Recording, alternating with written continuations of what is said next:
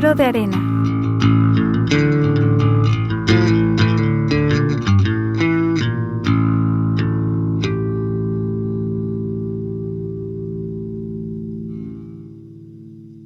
Audiencia, bienvenidos al episodio número 15 ya, nuestro último episodio de la temporada. Así es. Del libro de arena. Yo soy Eduardo Tena. Y yo soy Ana Arias, y el día de hoy nos acompaña la maestra Ana Solorio, más conocida como la maestra Gaby Salas, porque todos la conocen así. Entonces, maestra, muchísimas gracias por estar aquí el día de hoy.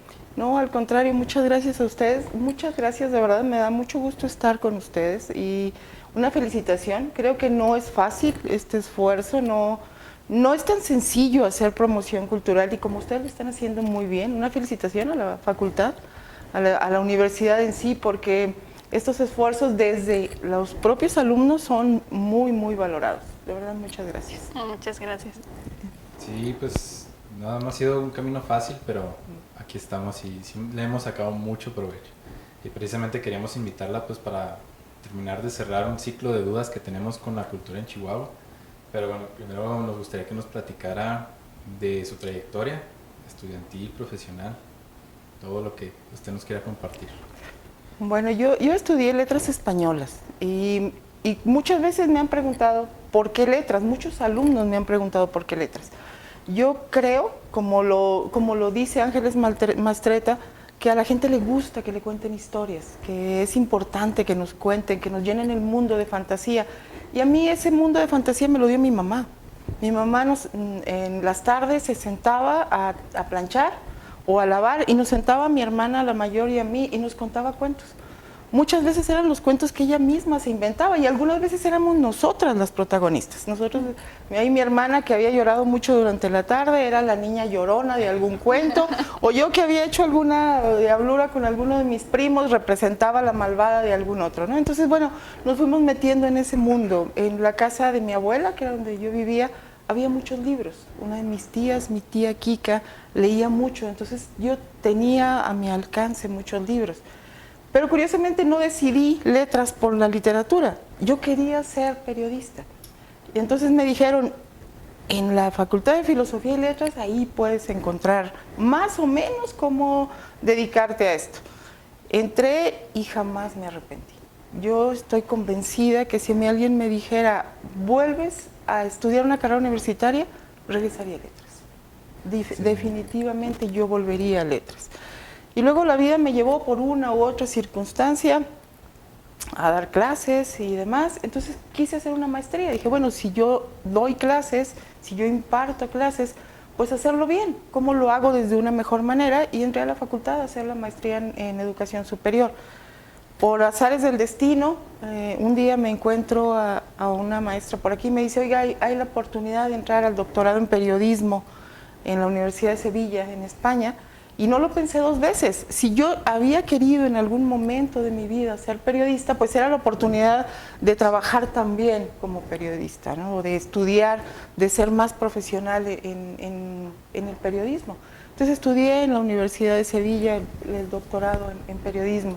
Y si se fijan, son las tres cosas, ¿no? La literatura, mi gran amor, mi motivo de vida, mi camino elegido de vivir en medio de esto, y que además me ha dado trabajo durante muchos años. La docencia, que es también otra de las cosas que me llenan, que me hacen sentir que puedo hacer algo importante, que puedo dejar una huella. Y el periodismo, que fue lo primero con lo que yo quería empezar, ¿no? Entonces ahí está, en ese camino de estudios, las tres grandes huellas de mi vida. Y en ninguno de los tres diría que no. Definitivamente la literatura es sustancial y es fundamental. Sí, por supuesto. Qué gran trayectoria. Y cómo, o sea, empezó queriendo pues periodismo, pero periodismo fue pues lo último que estudió técnicamente. Ajá. ¿Sí? Sí, no sabía, nunca nos dijo, ¿o sí? No sé. La parte del periodismo. No lo sé, pero yo empecé siendo periodista. De hecho, en la Facultad de Filosofía y Letras, mi servicio social fue siendo periodista. Y ahí aprendí que tenía que saber muy bien cuestiones de lenguaje. Me voy a contar una anécdota que creo que ya les había contado en alguna ocasión. El jefe que tenía entonces nos dijo, miren, el lenguaje es tan importante que en una ocasión un artista se pelea con un periodista muy fuerte.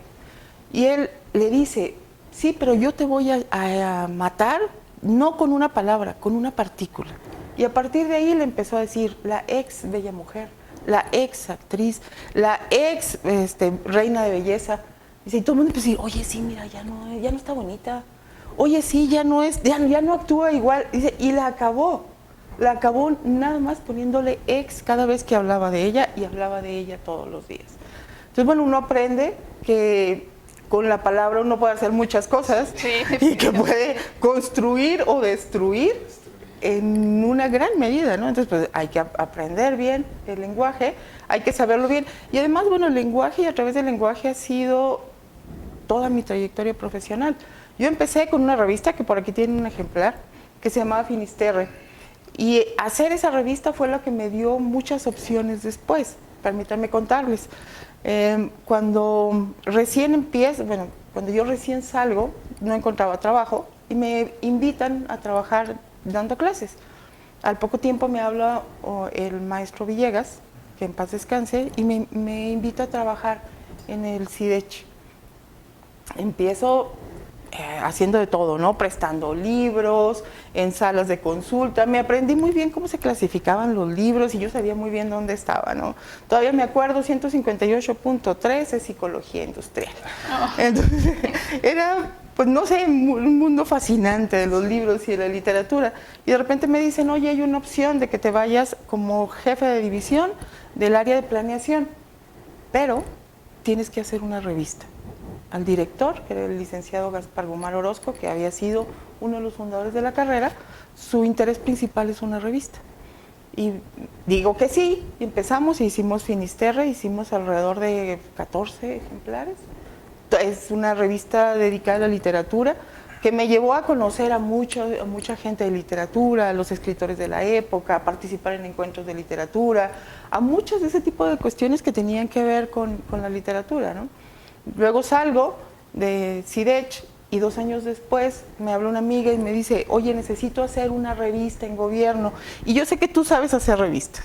Digo, pero literarias, no me importa, me dijo, tú vente. Y me invita a trabajar al Centro de Capacitación y Desarrollo. Entonces, la literatura ha sido como que ese marco que me ha jalado, me envuelve, me ha llevado a poder trabajar. Y puedo decir con orgullo que toda mi vida laboral ha sido relacionada con la literatura, con la docencia o con escribir, a lo mejor no literariamente, pero con escribir de alguna manera.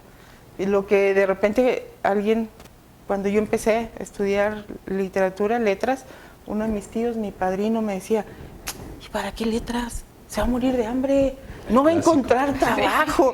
Imagínense, hace muchísimos años, y él decía, no va a encontrar trabajo, no va a encontrar qué hacer. Un día me lo encontré en la casa de mi mamá y le digo, tío, ¿por qué no me la haces buena? No he dejado de trabajar en todos estos años. He tenido trabajo en muchas cosas y he tenido trabajo oficial, más además me invitan a hacer otras cosas. Entonces, pues no es cierto, ¿no? La literatura le abre a uno los caminos de una manera muy increíble. Sí, qué bueno que nos comenta eso, porque todavía existe esa visión. Todavía existe, todavía me ha tocado lidiar con eso todavía.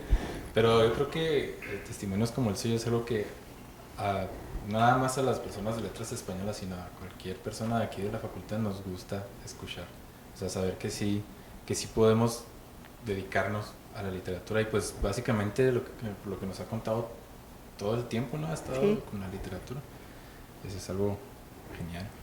Sí, y además en algunos lapsos como promotor cultural. Trabajé en la promoción cultural en el ISSSTE, que también es emocionante y que tiene que ver también con arte y ahí se empieza uno a ver cómo lleva la literatura a los lugares así que uno no piensa, ¿no? A los adultos mayores, a los niños. Muchos años estuve en bibliotecas, que esa es otra experiencia sin igual. Fui coordinadora estatal operativa de la Red Estatal de Bibliotecas. Y me tocó conocer de 67 municipios que tiene el estado, alrededor de 60. Entonces andábamos instalando bibliotecas, viendo cómo se hacían los talleres de fomento a la lectura, ayudando a la creación de talleres de fomento a la lectura que generaban que otra gente le gustara leer, ¿no? Y luego cuando uno le preguntan, bueno, ¿y para qué? Y uno empieza a decir, es que si esto me gusta a mí y lo veo bien y creo que es bueno, ¿por qué no lo voy a tratar de dejar que otro lo tenga? ¿Por qué si yo sé que leer ha sido bueno en mi vida, por qué no voy a hacer que otro también tenga algo bueno en la suya? ¿Por qué no compartir? Y bueno, por ahí ha sido mucho de este camino. Sí, definitivamente tan maravilloso que es compartir, hasta en las historias que le contaba a su mamá, como nos decía ahorita.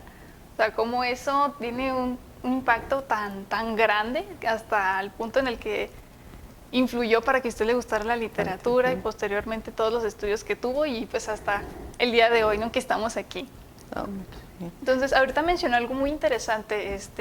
Me doy cuenta que usted ha sido de todo.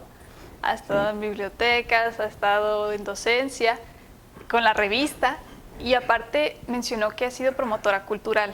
Entonces, ¿cómo definiría o cómo explicaría qué es la promoción cultural?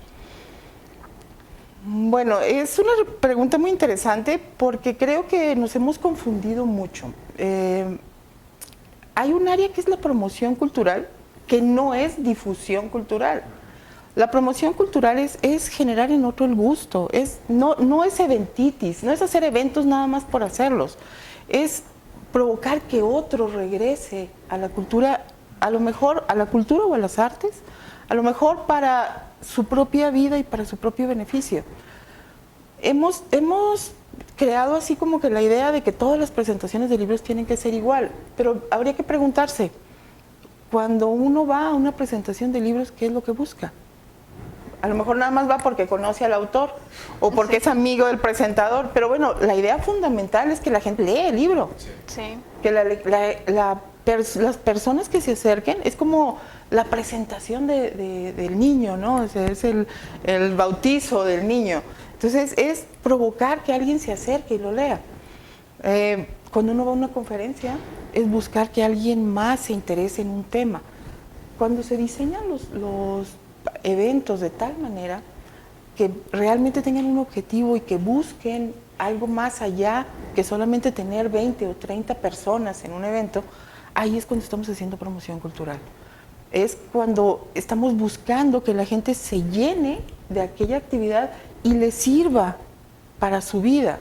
No nada más es hacer un evento, porque la promoción cultural no son únicamente eventos. La promoción cultural es investigación, es también educación artística y es promoción, es evento en sí, para que la gente lo conozca. Pero es ir más allá, es hacer que la gente quiera realmente acercarse a la literatura, acercarse a la música, disfrutar de una buena pintura, disfrutar de la escultura. Y si nos vamos más fuerte, pues conocer su estado, conocer el lugar en el que vive, generar nuevas formas de vida y nuevas visiones.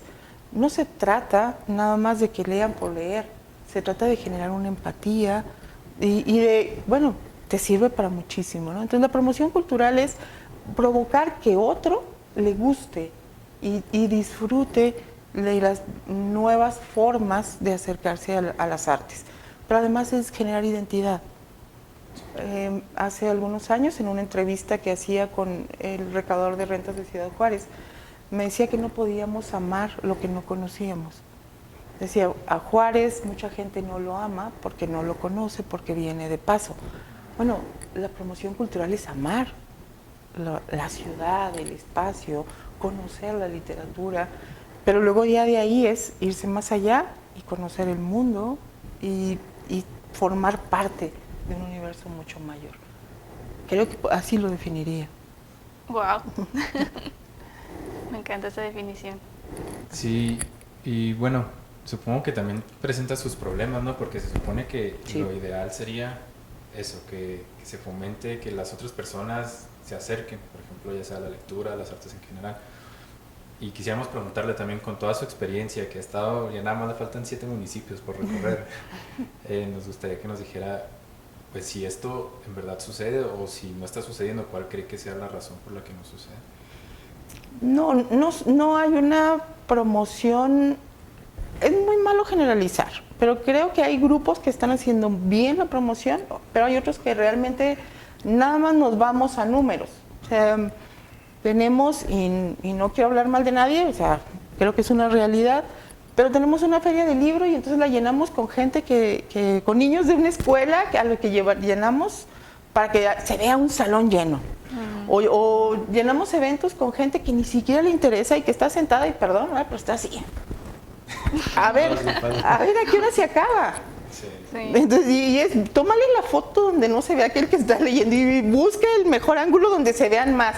O siéntalos acá juntos para que se vean muchos. No se trata de número. Sí, el número es importante porque necesitamos saber cuánta gente está.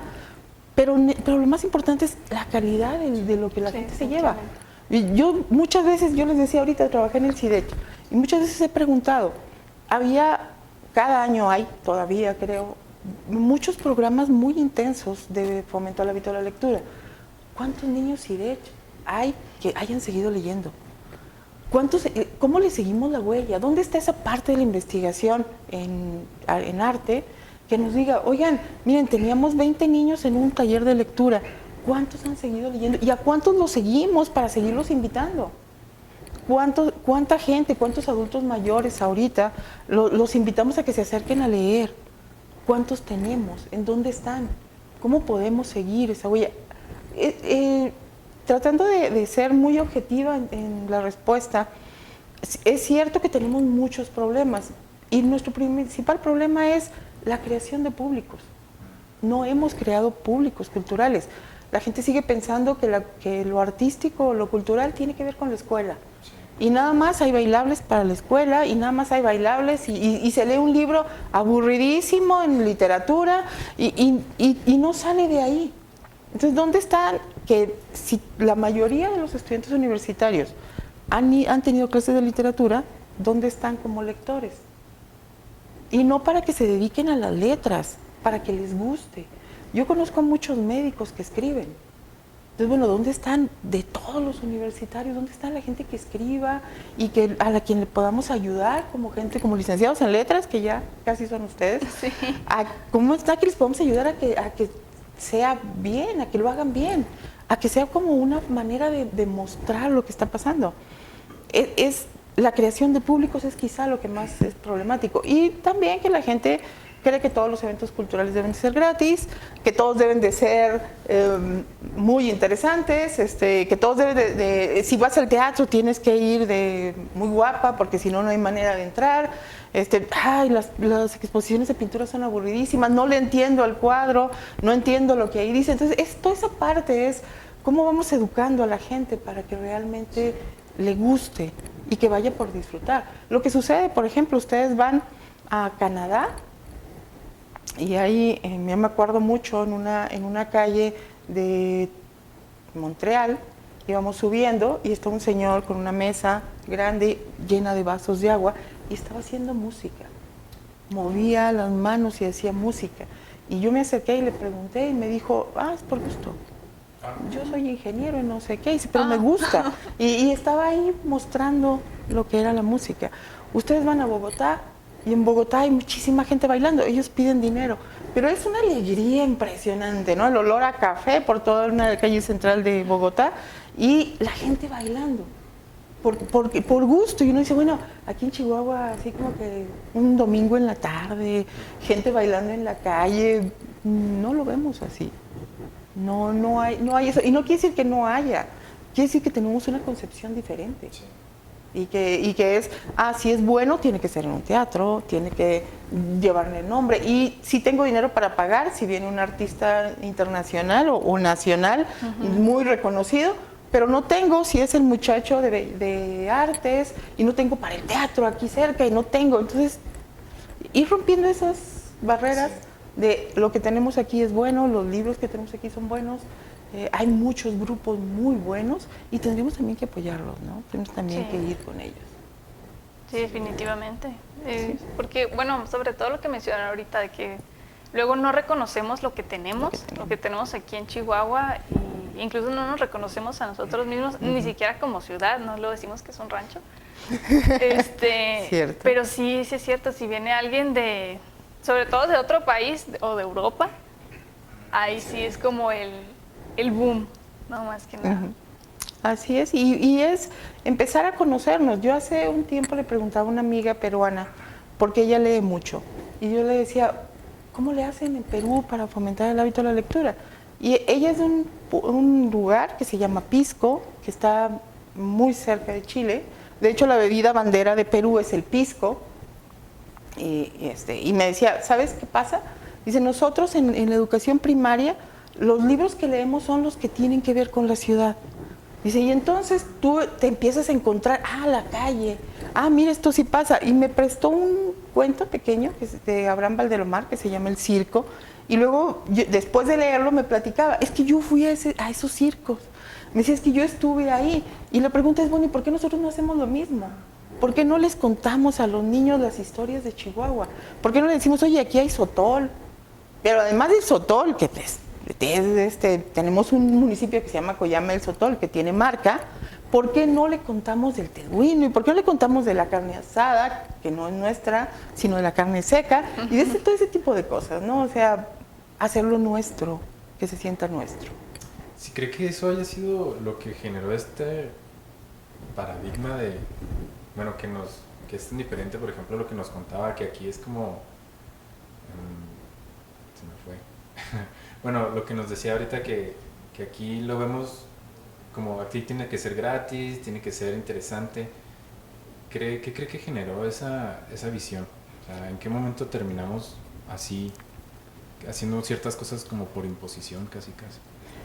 Parte de lo que hemos platicado entre diferentes promotores culturales es que como la Constitución obliga a que la educación y desde la educación sea la promoción cultural, nos acostumbramos a que todo fuera educativo. ¿Quién les dice que ir a una biblioteca sea para estudiar? ¿Quién dice que nada más debe ir uno a estudiar? Puedo ir a sacar un libro para leer y me puedo sentar en los sillones a leer una novela, o puedo ir a encontrarme con algunas otras manifestaciones del arte. Entonces, el hecho de que fuera obligatorio desde la educación hace que parezca que todo tiene que ser desde la educación o que todo tiene que ser educativo. En Europa ha habido un movimiento muy fuerte del disfrute del tiempo libre a través de actividades artísticas. ¿Por qué no disfrutar el tiempo libre a través de la música, que mucha gente le gusta?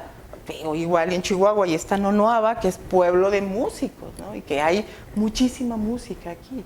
Ojinaga es otro. Entonces, ir descubriendo qué es lo que tenemos a partir del disfrute propio de las actividades artísticas.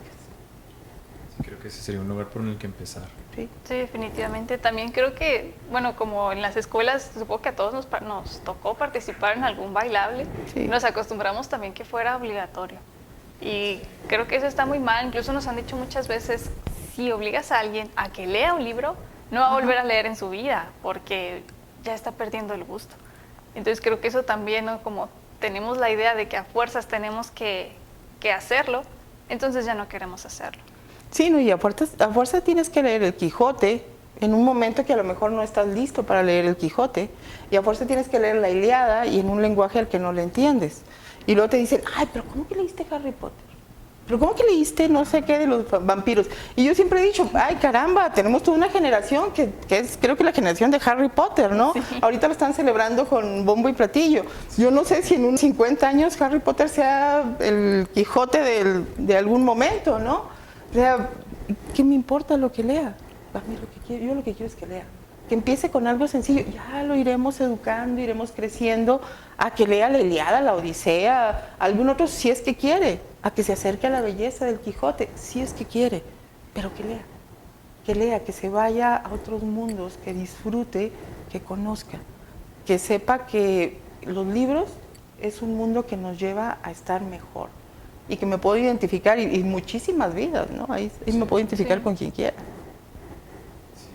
Pues bueno, también yo creo que como platicamos en el episodio pasado con el profesor que está haciendo este libro de Chihuahua, yo creo que también sería una buena forma porque como lo que nos decía de que, mira, has visto este lugar o has estado aquí, en el libro tal, aparece este lugar y aparece así y así, y pues Chihuahua tiene mucha riqueza en ese sentido, pero creo que sí es bueno, no es que no esté ahí, pero hay que visibilizarlo más. Sí, entre los esfuerzos que hicimos en alguna ocasión en revistas, sobre todo en una revista oficial, se llamó de diferentes nombres dependiendo del gobernador en turno, Una de las cosas que buscábamos era lo que el gobernador entonces, Patricio Martínez, llamaba chihuahuaneidad. Entonces empezamos a buscar personajes y ahí yo conocí al Cuadrado, que es un personaje de Parral, y conocí a otros, y entonces me empezaba a maravillar con lo que era Chihuahua y decir, oye, pues es que no somos, no es cierto que aquí termina la cultura y empieza la carne asada, para nada, o sea, empiecen a buscarlo y verán que hay muchísimas cosas, hay muchos personajes importantes que tienen, que son del día a día, de lo cotidiano, no buscarle al héroe. Es el ser humano de todos los días, porque ahí está, ¿no? Ahí está la cultura, en el ser humano de todos los días. Muy rápido les cuento, en alguna ocasión tuve que ir a Delicias para dejar una amiga y me llevé a mis 2 sobrinos más chicos, Eduardo y Jorge, tendrían 8 y 7 años más o menos. Y de regreso no hallábamos qué hacer. Y entonces yo empiezo a contarles la historia, una novelita corta que se llama Bola de Cebo, de Jules de Maupassant, y me la traje toda la hora. O sea, la historia es pequeña, pero yo la conté durante toda una hora y le agregué y le puse y le quité y demás. Y yo decía, es que para esto me sirve, ¿no? La literatura aquí está. El contar, el hacer un rato que podía haber sido aburridísimo para ellos, fue muy entretenido para los 3. Hace 2 años fuimos a Ojinaga, íbamos 2 amigas, mi sobrino Jorge y yo, y de regreso veníamos en la noche, empezó a llover, y como yo, para quitarme mi propio miedo, en una carretera oscura, lloviendo a cántaros, empecé a contar historias, ¿no? Y empecé a decir, y era una noche oscura en la que los rayos del sol, y entonces mi amiga Ofe es experta en plantas y empezó a decir, y el olor a la gobernadora y no sé qué, y Jorge también cuenta, entonces nos pasamos 1 hora contando una historia, armando una historia entre los 3. Creo que era un tanto para quitarnos el miedo, insisto, ¿no? De que veníamos solos, no había nadie, pero también ahí está, o sea, no tiene por qué ser grande, es chiquito, es de todos los días, es común. Eso es lo que quizá nos falta entender. Nos ayuda a estar bien, nos ayuda a sentirnos bien, nos quita el miedo, nos quita la soledad, nos ayuda una tarde de domingo a estar acompañados. Y qué mejor que acompañados de un montón de personajes, ¿no? O de un personaje que nos guste. Sí, totalmente. Y de hecho, pues es una tradición de todos desde que existimos, lo de contar historias. Y pues precisamente no tiene que ser algo así como, o sea, de imposición o algo imposible. O sea, es algo de todos los días, hasta las mismas historias que nos contamos a nosotros mismos. Ajá. Sí. Entonces, bueno, pues ya para finalizar, maestra, algo más que le gustaría comentar o invitar al público, ya sea que se sumerja en este maravilloso mundo de la literatura o incluso de la cultura y que se adentren a buscar, sobre todo que se animen a buscar más sobre la cultura aquí en Chihuahua. Bueno, pues muchas gracias por la oportunidad. Yo creo que es importante que podamos contagiar este gusto, y a mí me gustaría invitar a la gente a que lea. Si fuera de música, los invitaría a que tocaran la guitarra, pero soy de letras y no me lo puedo quitar. Afortunadamente no me lo puedo quitar. Yo les quisiera invitar a que leyeran, a que busquen el libro más cercano, a que se pierdan en otras emociones, a que descubran que hay otros mundos, pero que esos mundos están adentro, que no necesitamos ir a otros lugares para descubrir las maravillas que nosotros tenemos.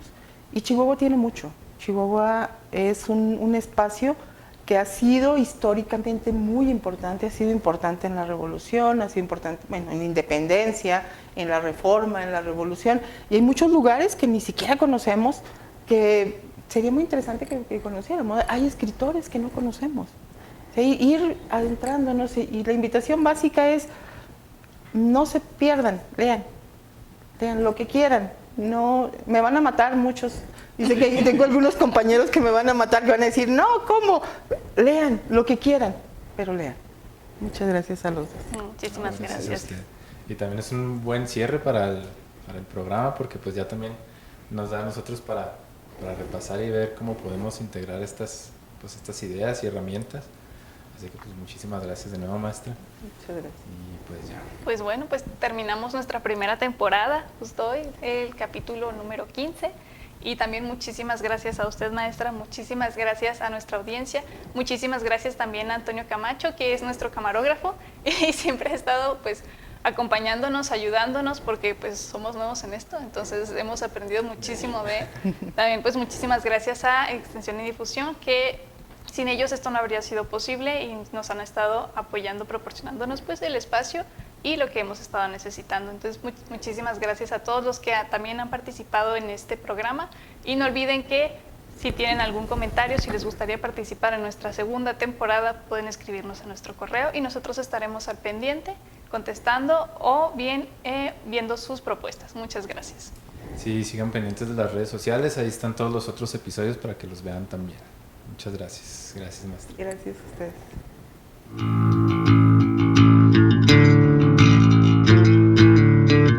El libro de arena.